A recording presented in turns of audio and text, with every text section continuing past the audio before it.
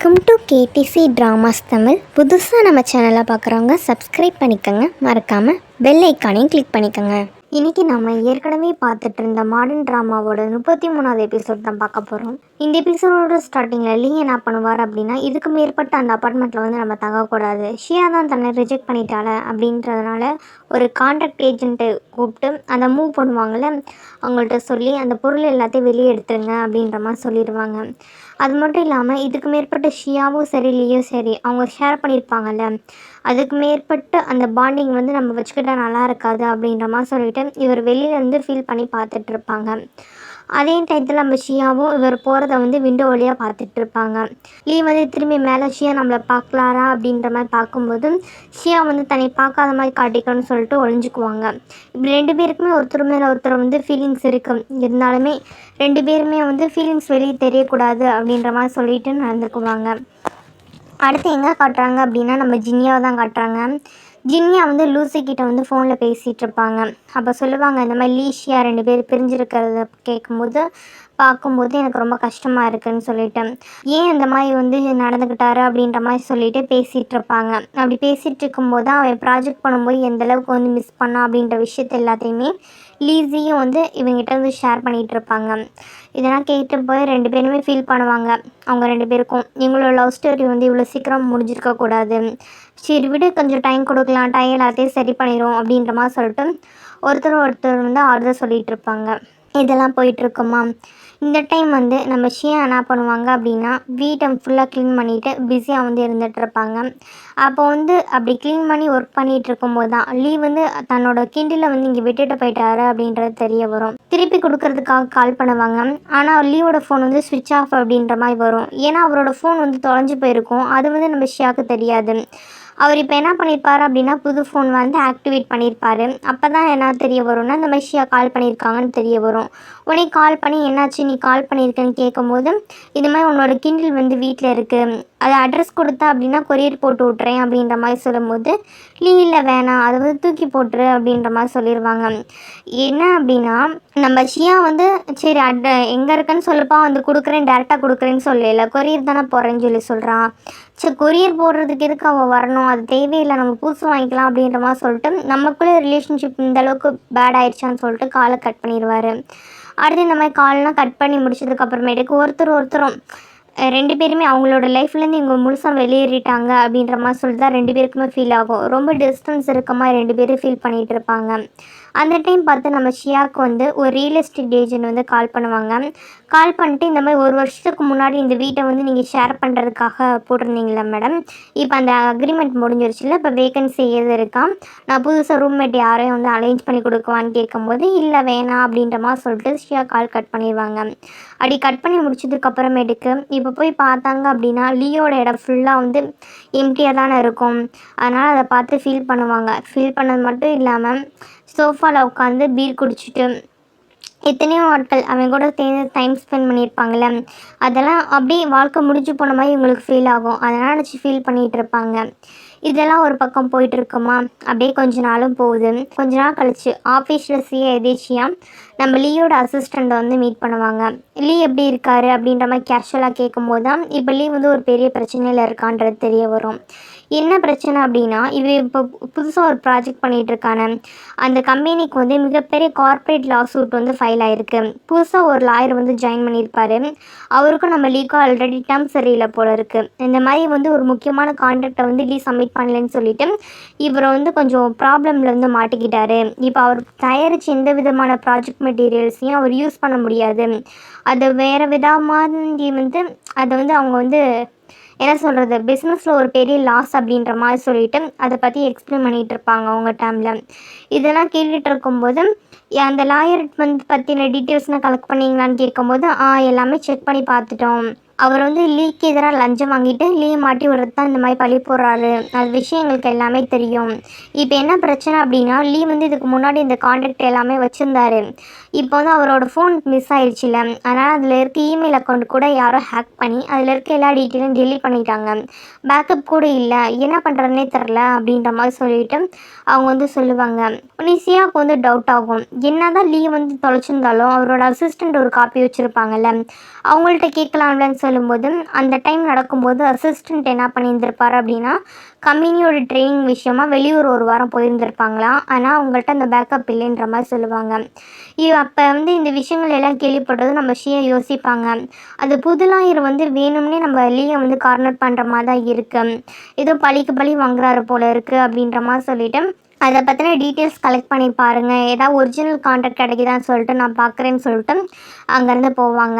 அப்படி போகும்போது நம்ம ஷியாவுக்கு ஒரு விஷயம் ஞாபகம் வரும். இதுக்கு முன்னாடி லீ வந்து அந்த வீட்டில் 2 பேர் சேர்ந்து ஒன்றா இருந்திருப்பாங்களே, அப்போ வந்து அவரோட ஃபோன் டேட்டாவை தன்னோட கம்ப்யூட்டரில் வந்து பேக்கப் வந்து எடுத்து வச்சுருந்துருப்பாரு, லீயோட ஃபைல் பேக்கப்னு சொல்லிட்டு. அந்த கம்ப்யூட்டரில் ரீசெண்டாக தான் இவங்க என்ன பண்ணியிருப்பாங்க அப்படின்னா, அந்த தாங்கியான் வில்லேஜ் இருக்குல்ல, அது அந்த ஷின் ஒருத்தர் இருப்பார்ல, அந்த பையன் கூட ஆர்டிசமாக இருப்பானு, அவங்களுக்கு வந்து கிஃப்ட் பண்ணியிருந்திருப்பாங்க. இந்த மாதிரி வந்து சில விஷயங்கள் டொனேஷனாக கொடுக்கும்போது ஒருவேளை அதில் இருக்க வாய்ப்பு இருக்குன்னு சொல்லிட்டு ஒரு நிமிஷம் கூட யோசிக்காமல் லீவ் போட்டு நேராக அங்கேருந்து கிளம்பி ஷெந்துக்கு வந்து போயிடுவாங்க. போகிறதுக்கு முன்னாடி ஜின்யாக்கு கால் பண்ணி இந்த மாதிரி நான் போகிறேன்டி அப்படின்ற மாதிரி சொல்லிட்டு தன்னோட பிளான் இன்ஃபார்ம் பண்ணிட்டு தான் போவாங்க. அப்போ ஜின்யா கேட்பாங்க, அதுக்குன்னு இவ்வளோ கிலோமீட்டர் தள்ளி லீக்காக போகணுமா அப்படின்றப்பே தெரியுதுடி நீ அவர் லவ் பண்ணுறேன்னு சொல்லிட்டு, நான் உனக்கு கிண்டல் பண்ணுறேன்னு நினைக்காத, உண்மையிலே நீ அவரை லவ் பண்ணுற, அதை புரிஞ்சுக்கோ, ஒரு ஃப்ரெண்டாக நான் அட்வைஸ் பண்ணணும், அதுக்காக தான் பண்ணுறேன், அவனை வந்து கஷ்டப்படுத்துறதை பார்த்துட்டு என்னால் சும்மா இருக்க முடியல, நீயே தாண்டி உன்னை கஷ்டப்படுத்திட்டு இருக்க அப்படின்ற மாதிரி சொல்லிட்டு ஒரு அட்வைஸ் சொல்லுவான். இவளுக்கு அது போயிட்டு இருக்கும்போது மனசில் ஓடும், இருந்தாலும் இப்போதைக்கு அவனுக்கு ஹெல்ப் பண்ணணுன்றது தான் முக்கியம்னு சொல்லிட்டு நேராக ஷெண்டு வந்ததுக்கு அப்புறமேட்டுக்கு நேராக அந்த இடத்துக்கு, அந்த தாங்கியா வில்லேஜ் இருக்குல்ல, அந்த வில்லேஜுக்கு போவாங்க. அங்கே போனால் ஷின் அவங்க இந்த குழந்தைகள்லாம் இருப்பாங்களே, அவங்க கூட ஜாலியாக விளையாண்டுட்டு இருப்பாங்க. அவங்க பார்த்தா அந்த இடமே நல்லா டெவலப் ஆகிட்டு இருக்கும். என்ன டெவலப்னு சொல்லி கேட்கும்போது, இந்த மாதிரி அந்த ஃப்ளூடா ப்ராஜெக்ட் இருக்குல்ல, அதனால தான் டெவலப்மெண்ட்டாக இருக்குது, இந்த இருக்கிற ஃபார்மர்ஸ் எல்லாத்துக்குமே ரொம்ப வந்து ஹெல்ப்ஃபுல்லாக இருந்திருக்குன்னு சொல்லிட்டு அதை பற்றி பேசிகிட்டு இருப்பாங்க. இந்த மாதிரி இந்த ப்ராஜெக்ட் வந்து கிட்டத்தட்ட ஒரு வருஷத்துக்குள்ளேயே இந்த இடம் வந்து இந்தளவுக்கு இம்ப்ரூவ் ஆயிருக்குன்னு சொல்லிட்டு ஷின் வந்து ரொம்ப சந்தோஷமாக பேசிகிட்டு இருப்பாங்க. அதுக்கப்புறமேட்டுக்கு நம்ம ஷியா வந்து விஷயத்த சொல்லுவாங்க, இந்த மாதிரி பழைய கம்ப்யூட்டர் எடுத்துருவாங்க, ஒரு டாக்குமெண்ட் எடுக்கணும்னு சொல்லிட்டு. சரின்னு சொல்லிட்டு அவர் இன்னும் ரீசெட் பண்ணாமல் தான் வச்சுருந்துருப்பார் போல இருக்கு. அந்த கம்ப்யூட்டர்லாம் கொண்டு வந்து கொடுக்கும்போது அதை பார்க்கும்போது அந்த ஃபைல் அப்படியே இருக்கும், அந்த மாதிரி லீயோட பேர் போட்டு. உடனே ஷின் கிட்ட ஹெல்ப் பண்ணிவிட்டு இது வந்து எப்படியாவது டக்குன்னு வந்து நம்ம லீக் அனுப்பி விட்ருங்கன்னு சொல்லவும் லீக் வந்து அவங்க வந்து மெயில் பண்ணி விட்ருவாங்க. அதுக்கப்புறமேட்டுக்கு வந்து இந்த ஃபைலை வந்து நான் எடுத்துகிட்டு போகிறேன் கம்ப்யூட்டரை, ஊருக்கு போனதுக்கு அப்புறமேட்டுக்கு ரிட்டன் வந்து இந்த மாதிரி கம்ப்யூட்டர் வாங்கி அனுப்பி வரேன், கொஞ்சம் கோச்சிக்காதீங்கன்னு சொல்லுவோம். அவரும் புரிஞ்சுக்குவார், சரி ஓகே அப்படின்ற மாதிரி சொல்லிவிட்டு அவங்க வந்து வாங்கிக்குவாங்க. இந்த டைம் நம்ம லீ என்ன பண்ணியிருப்பார் அப்படின்னா, ஷாங்காயில் எப்படியாவது நமக்கு வந்து எவிடன்ஸ் கிடைக்குதான்னு சொல்லிட்டு அசிஸ்டண்ட்டை விட்டு எவிடன்ஸ் வந்து தேடிட்டு இருப்பார். கரெக்டாக அந்த டயத்துக்கு தான் அவருக்கு வந்து இந்த இமெயில் வந்து வரும். அதை ஓப்பன் பண்ணி பார்க்கும்போது அசிஸ்டண்ட் வருவாரா. உடனே லீ என்ன பண்ணுவார் அப்படின்னா, லீக்கு அசிஸ்டண்ட் மேலே ஒரு டவுட் இருக்கும் போல இருக்குது, ஆனால் ஒரு முக்கியமான விஷயமா வந்து வெளியில் அனுப்பி விட்டுட்டு தான் அந்த மெயிலை ஓப்பன் பண்ணி பார்ப்பார். அதில் ஃபைலில் பார்க்கும்போது இந்த எவிடன்ஸ் இருக்குன்றப்ப போதும் நம்மளே பார்த்து மீட் பண்ணிக்கலான்னு சொல்லிட்டு தனியாக அசிஸ்டண்ட்டை ஒரு வேலையை அனுப்பிட்டார்ல. இப்போ வந்து லியா போய் மீட் பண்ணி இந்த மாதிரி சொல்லுவார், இன்வெஸ்ட்மெண்ட்டை வந்து ஏதோ ஒருத்தவங்க ஹேக்கர் வந்து ஹேக் பண்ணி தான் இந்த மாதிரி பண்ணியிருக்காங்க, நானும் இந்த விஷயத்த நான் பல முறை செக் பண்ணி பார்த்துருக்கேன், அப்படி ஐபி அட்ரஸை க்ராக் பண்ணி பார்க்கும்போது தான் இந்த மாதிரி லீஃப் ப்ரீமியம் கிளப்னு ஒரு கிளப்பில் இருக்கிறவங்க தான் வந்திருக்காங்கன்னு தெரியுது, நீ அதுக்கான மெம்பர்ஷிப் வச்சுருக்கீல, அதை வச்சு செக் பண்ணி பார்த்து எனக்கு ஐடியா சொல்லுன்னு சொல்லும்போது லியாவும் சரி ஓகே நான் பார்த்து சொல்கிறேன்னு சொல்லிட்டு அதுக்கான வேலை பார்த்து யார் இந்த மாதிரி நெருக்கமாக இருக்காங்கன்ற விஷயங்கள் எல்லாத்தையும் வந்து அவங்க அப்பா மூலமாக வந்து ஹெல்ப் கேட்கவா அப்படின்ற மாதிரி சொல்லுவாங்க. இல்லை உங்கள் அப்பானா வேணாம் நீ சீக்ரெட்டாக பண்ணுன்னு சொல்லுவோம். சரி நான் சீக்ரெட்டாகவே பண்ணி சொல்கிறேன்னு சொல்லிட்டு லியா சொல்லிடுவாங்க. இதெல்லாம் பண்ணி முடிச்சதுக்கப்புறமேட்டுக்கு தான் நம்ம ஷியாவுக்கு வந்து கால் பண்ணுவாங்க. கால் அட்டன் பண்ணல அப்படின்னோடனே நம்ம லீ வந்து நம்ம ஜின்யாவுக்கு கால் பண்ணுவாங்க. கால் பண்ணி என்னாச்சு ஷியா, ஏன் அட்டன் பண்ண மாட்டா அப்படின்ற மாதிரி கேட்கும்போது, இந்த மாதிரி அவள் ஷெண்டு வரைக்கும் போயிருக்கான், உன்னோட ஃபோனோட பேக்கப் டேட்டா அதுவும் எடுக்கணும்னு சொல்லிட்டு தான் போனா அப்படின்ற மாதிரி சொல்லியிருப்பாங்க. உடனே லீக்கு ரொம்ப ஷாக்கிங்காக இருக்கும், நம்மளை வேணான்னு சொல்லிட்டு ரிஜெக்ட் பண்ணா, நம்ம லைஃப்பில் வந்து அவள் ப்ரொடெக்ட் பண்ண மாட்டோன்னு சொல்லிட்டு மூவ் ஆன் ஆகி போன மாதிரி பேசினா, ஆனால் இப்போ அவள் நடந்துக்கிறது பார்த்தா எனக்கு பிடிச்சிருக்க மாதிரி தான் நடந்துக்கிறா அப்படின்ற மாதிரி சொல்லிட்டு உடனே என்ன பண்ணுவோம் அப்படின்னா, அங்கே தாங்கி வில்லேஜில் ஷின் இருக்கார்ல, அவர் கால் பண்ணி எப்படி நீங்கள் மெயில் பண்ணீங்கன்னு கேட்கும்போது இந்த மாதிரி ஷியா மேடம் தான் வந்தாங்க, வந்து இதெல்லாம் பண்ணி கொடுத்தாங்க, லேப்டாப் உடனே பிளேன் ஏறி வரேன்னு சொல்லிட்டு கிளம்பிட்டாங்க அப்படின்ற மாதிரி சொல்லிட்டு டீட்டெயிலாக சொல்லவும் இவனுக்கு உடனே என்ன பண்ணும், போய் ஏர்போர்ட்லையா உள்ள பிக்கப் பண்ணிக்கணும்னு சொல்லிட்டு வேகமாக பதறி போயிட்டு ஏர்போர்ட்டுக்கு கிளம்பி போயிட்டுருப்பாரு. ஆனால் நம்ம விஷயம் அதுக்குள்ளே என்ன பண்ணிடுவாங்க அப்படின்னா ஏர்போர்ட் வந்துட்டு ஒரு டாக்ஸி பிடிச்சி வந்துட்டுருப்பாங்க. அப்படி ரோட்டில் வந்துட்டுருக்க வழியில் ஒரு லக்ஸரி கார் என்ன பண்ணும் அப்படின்னா ரொம்ப ஃபாஸ்ட்டாக வந்து அந்த டாக்ஸியை வந்து துரத்திட்டு வரும். சரி ஏதோ ஓவர்டேக் பண்ண ட்ரை பண்ணுறாங்க, ரேஸ் ஓட்டுறாங்கன்ட்டு ஓரம் கட்டினா இவங்களை ஆக்சிடென்ட் பண்ணுற மாதிரி வருமா, உடனே வேகமாக வண்டி ஓட்டுங்கன்னு சொல்லிட்டு அவங்க தப்பிக்கிறதுக்காக ட்ரை பண்ணிகிட்டு இருப்பாங்க. இந்த விஷயம் ஏதோ பெருசாக போயிட்டுருக்குன்றதை புரிஞ்சுக்கிட்ட ஷியா என்ன பண்ணுவாங்க அப்படின்னா கால் பண்ணி 101க்கு வந்து இன்ஃபார்ம் பண்ணிடுவாங்க. இந்த மாதிரி போலீஸ்க்கு வந்து இன்ஃபார்ம் பண்ணிடுவாங்க, இந்த மாதிரி வந்து இருக்குது அப்படின்ற மாதிரி சொல்லிவிட்டு.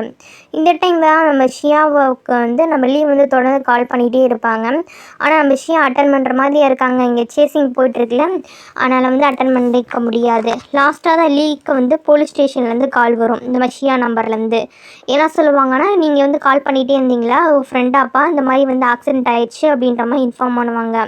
உடனே நம்ம லீக்கு என்ன பண்ணுறதுனே தெரியல, அப்படியே பைத்தியம் பிடிச்சா அப்படி ஆயிடுவார். அங்கேருந்து என்ன பண்ணுறதுன்னு தெரியாமல் வேகமாக ஃபாஸ்ட்டு காரை ஓட்டிகிட்டு அந்த இடத்துக்கு போவார்.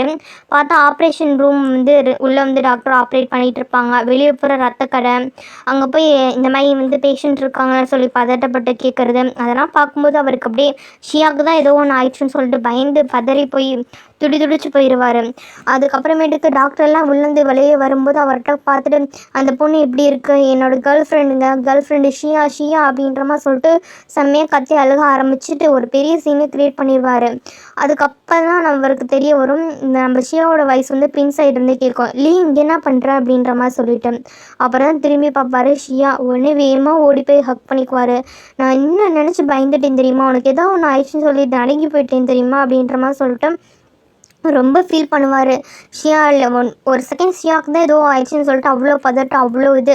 அவர் பார்க்கும்போது அந்த பயத்தை வச்சே தெரியுது அவளுக்கு வந்து ஷியா எவ்வளோ பிடிக்கும் அப்படின்ற மாதிரி சொல்லிட்டு ரொம்ப உணர்ச்சி வசப்பட்டு ரொம்ப ஹக் பண்ணிகிட்டு இருப்பாங்க. ஷியாவுக்கும் புரியுது இவர் வந்து எந்தளவுக்கு ஃபீல் பண்ணியிருக்காருன்னு சொல்லிட்டு. அப்படியே அழுதுகிட்டே அவளை வந்து ரொம்ப இறுக்கமாக ஹக் பண்ணி வச்சுட்ருப்பாரு. இந்த டைம் தான் பின்னாடி பார்ப்பாரு ஜியாங் வந்து நின்றுட்டுருக்கதை. அப்போ தான் தெரியுது இந்த மாதிரி ஷியாவுக்கு எதுவும் ஆகாமல் ஹெல்ப் பண்ணியிருக்காது இவர் தான் அப்படின்ற மாதிரி சொல்லிட்டு.